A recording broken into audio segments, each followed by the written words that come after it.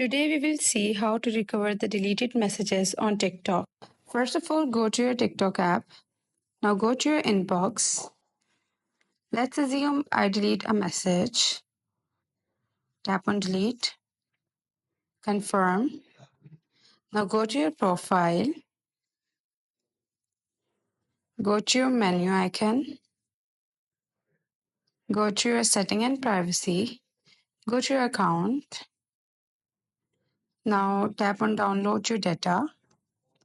Now it's up to you, either you want to download all the available data or you want to customize it. I chose all the available data. Now it will be recovered in 4 days as it is shown.